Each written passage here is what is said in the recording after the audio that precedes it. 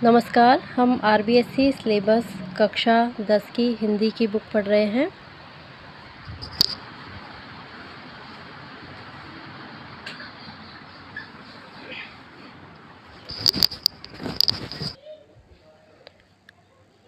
जिसमें हम पद्य भाग पढ़ रहे थे और आज का हमारा पाठ है 5 कृपाराम खिड़िया। जीवन परिचय। कवि कृपाराम खिड़िया शाखा के चारण थे। इनके पिता का नाम जगराम जी था, जो खराड़ी गांव वर्तमान पाली जिले में के निवासी थे। सीकर नरेश देवी सिंह एवं उनके पुत्र राव राजा लक्ष्मण सिंह ने इनकी कवि प्रतिभा एवं विद्वता से प्रभावित हो इन्हें क्रमशः महाराजपुरा एवं लक्ष्मणपुरा गांव की जागीर प्रदान की थी। कृपाराम खिड़िया का रचनाकाल संवत 1864 विक्रम संवत के आसपास माना जाता है। इनकी रचनाओं में रजिया सोरठा काव्य, चालकनेसी नाटक तथा एक अलंकार ग्रंथ के नाम गिनाए जाते हैं। इनमें से रजिया सोरठा ही वर्तमान में उपलब्ध है। रजिया सोरठा ग्रंथ कवि ने अपने सेवक राजा राम रजिया को संबोधित कर लिखा है। राजा राम रजिया कवि का विश्वास पात्र एवं सेवाभावी सेवक था। राजा राम निसंतान था, इसलिए वह बहुत उदास रहता था कि मरणोपरांत कोई उसका नाम लेवा भी नहीं बचेगा। तब कवि ने उसे आश्वस्त किया कि वह अपनी कविता द्वारा उसे अमर बना देंगे, कि सारी दुनिया उसका नाम याद रखेगी। तब कवि ने रजिया को संबोधित कर नीति के सोरठे रचने शुरू किए। इसमें लगभग 140 सोरठे मिलते हैं। रजिया सोरठा राजस्थानी भाषा में संबोधन नीति काव्य की प्रथम रचना मानी जाती है। इसमें डिंगल भाषा का प्रयोग हुआ है। सोरठा छंद है तथा वर्ण सगाई मुख्य अलंकार है। इनकी सहजता, सरलता एवं सरसता तथा प्रसाद गुण युक्तता के कारण रजिया सोरठा लोक समाज में बहुत प्रसिद्ध है। पाठ परिचय। संकलित अंश में कवि ने हिम्मत एवं पराक्रम का महत्व, सद्संगति का लाभ, आपदा से पूर्व प्रबंधन के महत्व को स्पष्ट किया है। इनमें मानव जीवन में वाणी को महत्वपूर्ण बताते हुए सोच समझकर एवं मधुर वचन बोलने का उपदेश दिया गया है। कवि के अनुसार एक आदर्श समाज में गुणों की पूजा होनी चाहिए। इन सोरठों में कवि की विद्वता, बहुज्ञता एवं अनुभव की व्यापकता प्रकट होती है। रजिया सोरठा। पहला सोरठा है। गुण अवगुण जिण गाम, सुने न कोई सांभले, उन नगरी विच नाव, रोही आछी रजिया।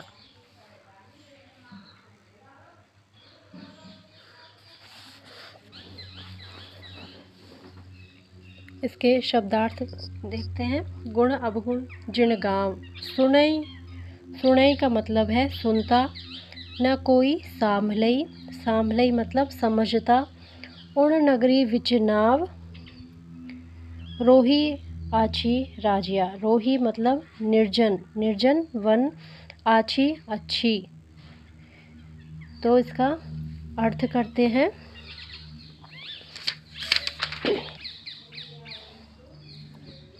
कवि अपने सेवक राजा राम को संबोधित करते हुए गुण अवगुण पर ध्यान देने पर और जीवन में पराक्रम के महत्व पर प्रकाश डाल रहा है। तो प्रथम सोरठे में कवि कहता है कि जिस गांव में, जिण गांव मतलब जिस गांव या समाज में कोई भी गुण और अवगुण पर ध्यान नहीं देता हो, यानी कि सुनता ना हो, ध्यान नहीं देता हो, कोई सांभले समझता नहीं हो, उन नगरी विच नाव उस गांव या समाज में रहने से तो रोही आछी रजिया निर्जन वन में रहना अच्छा है।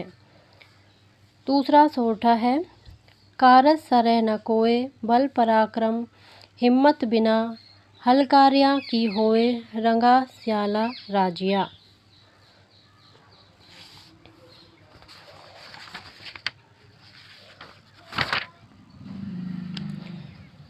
शब्दार्थ देखते हैं।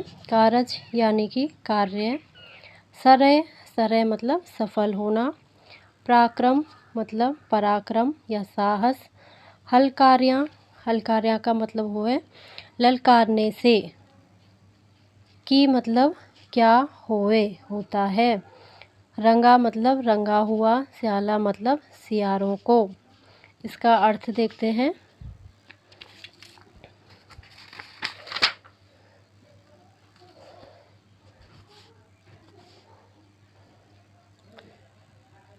कवि कहते हैं कि जीवन में बिना बल और पराक्रम के किसी भी कार्य में सफलता नहीं मिलती।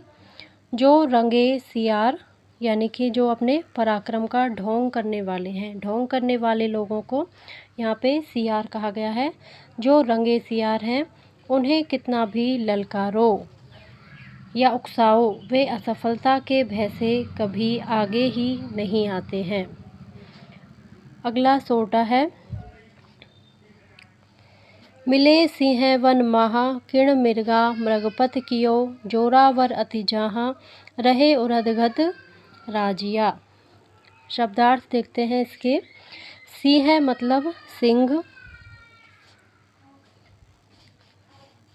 सिंह मतलब सिंह, किण किण माने किन, मिर्गा मिर्गा यानी कि पशुओं ने, मृगपत मृगपत का मतलब होता है राजा, पशुओं का राजा, जोरावर जोरावर का मतलब बलवान, अति का मतलब अत्यंत, जहाँ मतलब जहाँ भी, रहे उरध उरध मतलब ऊर्ध्व ऊंचा, गत माने गति। तो यहाँ पे कवि कहते हैं कि सिंह या शेर को यानी मृगपति अथवा पशुओं के राजा को सिंह कहा जाता है, किंतु पशुओं ने कभी मिलकर उसे राजा के रूप में स्वीकार नहीं किया। वह तो अपने पराक्रम से पशुओं का राजा हुआ है। बलवान प्राणी जहाँ भी रहता है ऊंचे स्थान पर, उरध माने ऊंचे, ऊंचे गति माने गत माने गति, ऊंचे स्थान पर ही विराजमान होता है। यहाँ पे कवि जो है पराक्रम के पुरुषार्थ के बारे में कहता है। राजिया को संबोधित करते हुए कवि कहते हैं कि बलवान और पराक्रमी लोग अपने पुरुषार्थ से ही उच्च स्थान को प्राप्त करते हैं। अगला सोटा है। आशा जुद अणपार, धार खगाम सन्मुख धसई, भोगे हुए भरतार, रसा जिके नर राजिया। तो इसके शब्दार्थ हैं। आशा मतलब अच्छा, अच्छा, युद्ध माने युद्ध, अणपार धार खगा, खगा का मतलब होता है तलवार, भोगे हुए हुए माने होकर, भरतार माने स्वामी, रसा माने पृथ्वी या राज्य। तो यहाँ पे कवि कहते हैं कि युद्ध में तलवारों की धार का सामना करने वाला ही राजा बनकर पृथ्वी को भोग करते हैं, अर्थात युद्ध में भाग लेना अच्छा है। आशा युद्ध अणपार यानी कि युद्ध में भाग लेना अच्छा है। जब शूरवीर तलवारों की तीखी धार का सामना करते हुए, धार खगा सन्मुख धसे, तो खगा माने तलवार, तो शूरवीर जो है तलवारों की तीखी धार का सामना करते हुए आगे बढ़ता है, तभी वह पृथ्वी का स्वामी या राजा बनकर उसे भोगता है। चुनौतियों का साहस के साथ सामना करने वाला व्यक्ति ही जीवन में उच्च स्थान पाता है। अगला सोटा है। इन्हीं सुअवदात कहनी सोच विचार कर, बेमौसर बात रूढ़ी लगे ने राजिया। यहाँ पे शब्दार्थ देखते हैं। इन्हीं मतलब इन ही,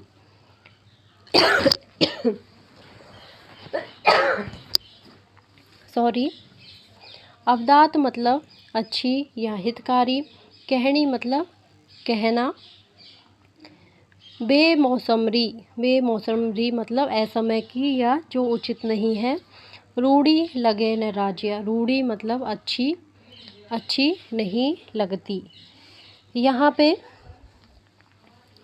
पे कवि ने सोच विचार कर बात कहने की शिक्षा दी है, तो इसकी व्याख्या करते हैं।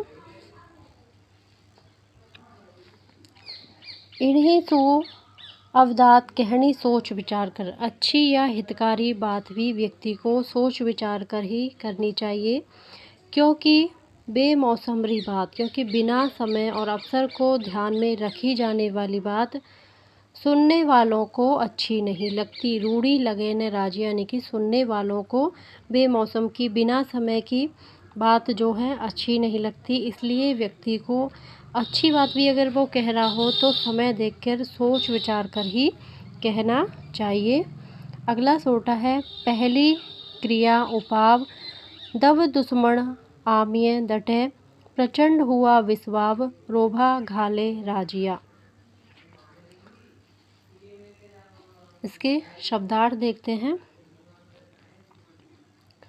पहली किया उपाव, पहली मतलब पहले ही, उपाव मतलब उपाय या प्रयत्न करना।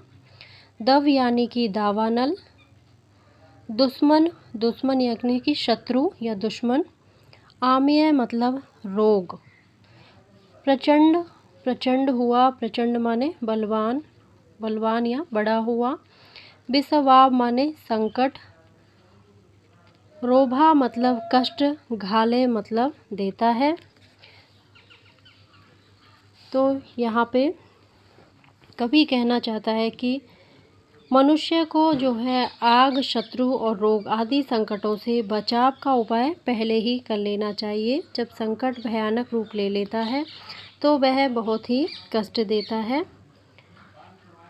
पहले किया उपाय, पहले ही उपाय करने लेना चाहिए। दव दुश्मन आमेय, दव यानी कि दावानल या आग, दुश्मन और रोग का, दुश्मन का, आग का और रोग का पहले ही उपाय कर लेना चाहिए। प्रचंड हुआ विस्वाव, यदि वो विस्वाव माने संकट प्रचंड हुआ यानी कि बढ़ गया ज़्यादा, तो रोभा घाले राजिया, तो और भी अधिक हमें कष्ट देने लगता है। इसलिए पहले ही उसका उपाय सोच लेना चाहिए, कर लेना चाहिए। अगला सोटा है हिम्मत कीमत होए, बिना हिम्मत कीमत नहीं, करे न आदर कोई, रद कागज ज्यों राजिया। इसके शब्दार्थ देखते हैं। हिम्मत यानी कि हिम्मत या साहस, कीमत यानी कि मूल्य, कीमत का मतलब सम्मान भी होता है या महत्व। रद माने रद्दी, कागज माने कागज, ज्यों जैसे या समान। तो यहाँ पे कवि कहते हैं साहस, और यहाँ पे जो है साहस के महत्व को बताया गया है। तो कवि कहते हैं कि मनुष्य का मूल्य उसके साहस प्रदर्शन से ही प्रकट हुआ है, यानी कि हिम्मत की ही कीमत होती है या हिम्मत का ही आदर होता है। मनुष्य का मूल्य उसके साहस प्रदर्शन से ही प्रकट हुआ करता है। बिना साहस का परिचय दिए कोई उसको महत्व नहीं देता। करे न आदर कोई, यानी कि कोई भी उसका आदर नहीं करता। चुनौतियों के सामने घबरा जाता है, उसको रद्दी कागज की तरह लोग ठुकरा देते हैं। रद्द कागज ज्यों, उसको रद्दी कागज की तरह लोग ठुकरा देते हैं, यानी कि बिना हिम्मत के व्यक्ति की कोई कीमत नहीं होती, कोई भी उसका आदर नहीं करता, वो मात्र एक रद्दी कागज बन के रह जाता है। अगला सोटा है उपजावे अनुराग, कोयल मन हरकत करे, कड़वा लागे काग, रसना रा गुण राजिया। तो यहाँ पे शब्दों के अर्थ देखते हैं। उपजावे अनुराग, उपजावे मतलब उत्पन्न करती है, अनुराग मतलब प्रेम को। कोयल मन हरकत करे, कोयल की जो वाणी है, हरकत माने उसके बोल। कड़वा लागे काग, कड़वा माने कटु अथवा कड़वा, काग माने कोआ, रसना रागुण राजिया, रसना मतलब जीभ अथवा वाणी। तो यहाँ पे मधुर वाणी के बारे में कवि ने बताया है कि उपजावे अनुराग कोयल मन हरकत करे। कोयल जो है अपनी मधुर वाणी से सुनने वालों के मन में प्रेम भाव और प्रसन्नता भर देती है। कड़वा लागे काग, रसना रागुन राजिया, किंतु कोए की कर्कश काँव काँव कानों को कड़वी लगा करती है। यह मधुर और कटुर वाणी का ही प्रभाव है। अगला सोरठा है, दूध नीर मिल दोए, हेक जिसी आकृत हुए, करे न न्यारो कोय, राजहंस बिना राजिया। तो दूध, नीर, नीर का मतलब होता है पानी या जल, मिल मिलना, दोए दोनों का मिलना, हेक मतलब होता है एक, आकृति आकृत का मतलब होता है आकृति, करे न न्यारो, न्यारो मतलब अलग करना, करो न न्यारा कोई, कोई मतलब कोई भी, हुए मतलब हो जाती है। तो यहाँ पे इस सोरठे में कवि ने दूध और पानी का उदाहरण देकर समझाया है कि ज्ञानी और गुणवान व्यक्ति ही वस्तु के गुण तथा दोष को अलग करके दिखा सकते हैं। दूध नीर मिल दोए, कवि कहता है कि जब दूध और पानी को मिला दिया जाता है तो दोनों के मिल जाने पर एक जैसा रूप हो जाता है। हेक जिसी आकृति हुए, यानी कि उनका रूप जो है एक जैसा हो जाता है, पानी भी दूध के जैसा दिखाई देता है। करे न न्यारो कोय, दूध और पानी को अलग अलग कर दिखाने का गुण केवल राजहंस बिना राजिया, केवल राजहंस में ही होता है, कोई और यह कठिन कार्य नहीं कर सकता। तो यहाँ पे ज्ञानी और गुणवान व्यक्ति का उदाहरण दूध और पानी के उदाहरण से बताया गया है।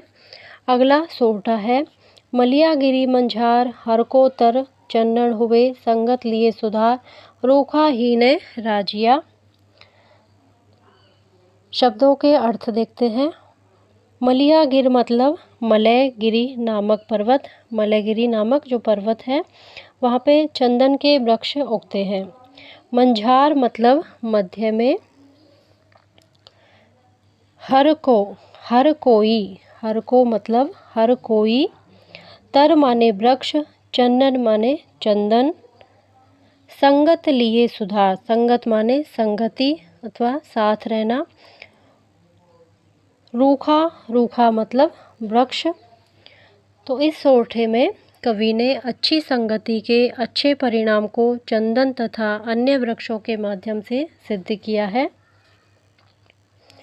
कवि कहते हैं कि मलयगिरी पर्वत पर चंदन के वृक्ष उगते हैं। मलयगिरी पर्वत पर, मंझार मतलब मध्य में, मलयगिरी पर्वत के मध्य में चंदन के वृक्ष उगते हैं, किंतु उनके साथ उगने वाले अन्य वृक्षों में चंदन के गुण आ जाते हैं। सत्संग लिए सुधार, यह सत्संग की ही महिमा है। चंदन का संग करने से अन्य वृक्षों ने भी अपने आप को सुधार लिया है, वे भी, रूखा मतलब अन्य पेड़, तो वे पेड़ भी चंदन के जैसे ही हो गए हैं। अगला सोरठा है, पाटा पीड़ उपाव, तन लागा तरवारिया, बहे जीवरा घाव, रति ने औखद राजिया। शब्दों के अर्थ देखते हैं। उपाव हम पहले पढ़ चुके हैं, मतलब उपाय करना। तन माने शरीर, तरवारिया मतलब तलवार, बहे मतलब बहता रहता है या ठीक नहीं होता, जीभरा मतलब जीभ की, यानी कि जीभ की बोली, रति माने तनिक भी यानी कि थोड़ी भी, औखद माने औषधि या दवा। तो यहाँ पे कवि कटु या अपमानजनक भाषा के प्रयोग से होने वाले कष्ट को बता रहे हैं। कवि कहते हैं कि तलवार के प्रहार से शरीर पर हुए घाव का और अन्य चोट आदि को ठीक करने के उपाय तो हैं, लेकिन कठोर या अपमानजनक वाणी से हृदय में जो घाव होता है उसे ठीक करने वाला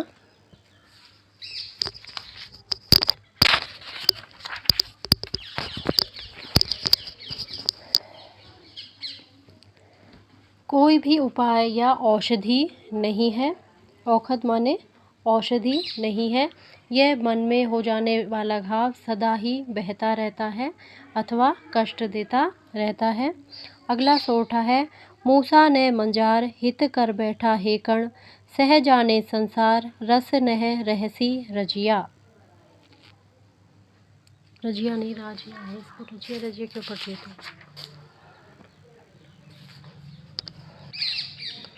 तो मूसा मतलब में चूहा, मंजार मतलब बिल्ली, हित माने मित्रता, हेकण माने बिना सोचे समझे, सह जाने संसार, सहना मतलब सह माने सब या सारा, रस सुख मित्रता का आनंद, नह माने नहीं, रहसी माने रह सकता। यहाँ पे कवि ने जन्मजात शत्रुओं के बीच मित्रता न निभ पाने का वर्णन किया है। कवि इस सोठे में समझा रहे हैं कि मित्रता समान स्वभाव वालों के बीच ही सफल और सुखदायिनी हुआ करती है। यदि कोई चूहा बिल्ली से मित्रता कर बैठे तो परिणाम कभी सुखदायी नहीं हो सकता। सारा संसार इस बात को जानता है कि चूहा जो है बिल्ली का भोजन होता है, वह अपने बल पर बिल्ली से अपनी रक्षा नहीं कर सकता। मतभेद हो जाने पर बिल्ली उसे खा जाने में थोड़ी भी देर नहीं लगाएगी। अगला सोठा है, खल गुण अण खूंताय, एक भाव कर आदरई, ते नगरी हूताय, रोही आची राजिया। शब्दार्थ देखते हैं। खल मतलब तेल निकालने के पश्चात जो तलछट बचती है जो पशुओं को खिलाई जाती है, खल बोलते हैं उसको। गुल मतलब गुड़। अण खूंताय का मतलब होता है भूसी या छानन या भूसा जिसको बोलते हैं, ये भी पशुओं को खिलाया जाता है। एक भाव कर आदरई माने सम्मान करें या स्वीकार करें। ते नगरी होता है। रोही आछी राजिया, रोही मतलब निर्जन वन। तो इस सोठे में कवि ऐसे नगर से दूर जा बसने का परामर्श दे रहा है जहाँ नासमझ लोग रहते हैं। व्याख्या करते हैं इसकी कि कवि कहते हैं कि जिस नगर या समाज में खल गुड़ अन्न आदि को एक समान महत्व दिया जाता है, खल गुण अन्न यानी कि भूसा, तो तीनों को जब समान महत्व दिया जाता है वहाँ नहीं रहना चाहिए। वह स्थान तो अंधेर नगरी जैसा है, वहाँ गुणवान व्यक्ति का कभी भी अपमान या उपेक्षा हो सकती है। ऐसे समाज में रहने से तो निर्जन वन में जाकर रहना ज़्यादा अच्छा है, वहाँ व्यक्ति आत्मसम्मान के साथ रह सकता है। तो यहाँ आत्मसम्मान को महत्व दिया गया है। अगला सोठा देखते हैं।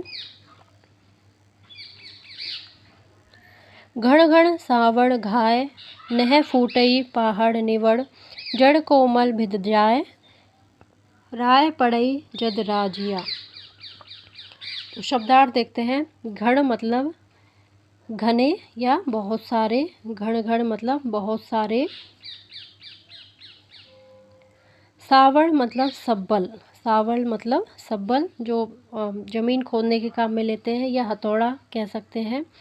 घाय मतलब चोट। नह फूटे पहाड़ निवड़, नह माने नहीं, फूट मतलब टूटता है, पहाड़ मतलब पहाड़, निवड़ का मतलब होता है कठोर पहाड़। विद जाए, विद जाए का मतलब होता है प्रवेश कर जाती है या भेद लेना या बिंध जाना, छेद कर देना। राय मतलब दरार, जद माने जब।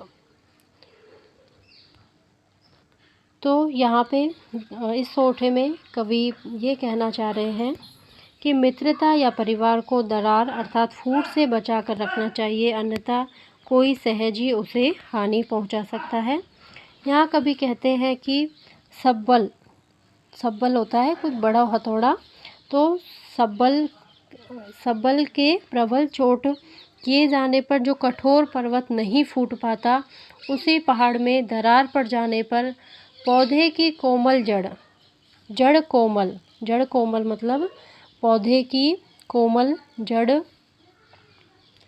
सहज ही उसके भीतर प्रवेश कर जाती है, यानी कि उसको भेद जाती है। अति सुरक्षित दृढ़ दुर्ग हो चाहे राज्य या परिवार, दरार अर्थात फूट पड़ जाने पर साधारण शत्रु भी उसमें प्रवेश करके उसे हानि पहुंचाता है। अगला सोटा है पै मीठा करपाक जो इमरत सींची जिए, उर कड़वाई आक रंच ने मुके राजिया। शब्दार्थ देखते हैं। पै मतलब होता है दूध या जल, पाक मतलब पकाओ पागो, इमरत मतलब अमृत, सींची जिए मतलब सींचा जाए, उर मतलब हृदय, कड़वाई मतलब कड़वापन, आक मतलब आग का पौधा या इसको मदार भी बोलते हैं, रंच माने तनिक भी, मुकई माने कम होती है। तो इस दोहे में कवि ने जो आग का पौधा होता है उसके माध्यम से संदेश दिया है कि ईर्ष्यालु या कुटिल स्वभाव वालों से दूर ही रहना अच्छा है, क्योंकि किसी वस्तु या व्यक्ति के स्वाभाविक दुर्गुण को बदल पाना संभव नहीं होता। कवि कहता है कि आक या मदार के मीठे पानी या दूध में पकाओ, मीठे पानी या दूध में चाहे पकाओ, उसमें शक्कर में पाग लो अथवा उसे इमरत माने अमृत से सींचो। इन सब उपायों के बाद भी उर कड़वाई आँख, उसके भीतर का कड़वापन, रंच ने मुके राजिया, रंच मतलब तनिक भी, मुकई मतलब कम होता, तो उसके जो अंदर का कड़वापन है वो तनिक भी कम नहीं होता है, चाहे उसको दूध से सींचो, पानी से सींचो, अमृत से सींचो, चाहे कोई मीठी वस्तु से सींचो, पर उसका जो अंदर का कड़वापन है वो कभी भी कम नहीं होता। यहाँ पे कभी बस यही कहना चाहता है कि जो स्वभाव से ईर्ष्या करने वाले कुटिल लोग हैं उन्हें सुधारना या मधुर स्वभाव वाला बनाना संभव नहीं है। अब इसके कठिन शब्दार्थ। रोही का मतलब निर्जन वन, हलकारिया ललकारना, मृगा यानी कि मृगिया पशु, जुद्ध का मतलब होता है युद्ध, रसा का मतलब पृथ्वी, बेमौसर बिना अवसर या बिना मौसम के, उपाव मतलब उपाय, आमेय का मतलब रोग, घालई मतलब देता है, हरकत मतलब हर्ष या प्रसन्नता, इमरत अमृत, मुकई माने कम होना, आकृत माने आकृति, मंझार यानी कि मध्य में, चंदन यानी कि चंदन वृक्ष, मंजार यानी बिल्ली, खल या भूसी, घन यानी कि घने, धाय मतलब प्रहार, राय मतलब दरार,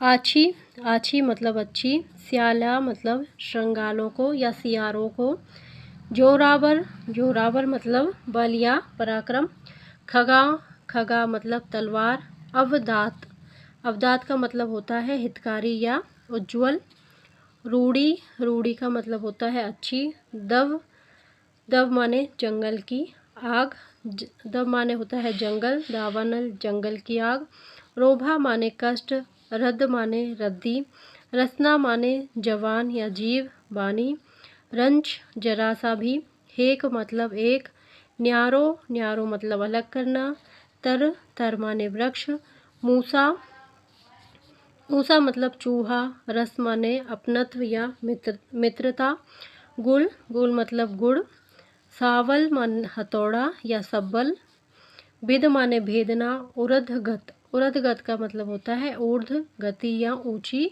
गति। इसी के साथ हमारा ये पाठ पूरा होता है। अगर आपको मेरा वीडियो पसंद आता है तो प्लीज़ इसे लाइक करें, शेयर करें और मेरे चैनल को सब्सक्राइब करें। Thank you.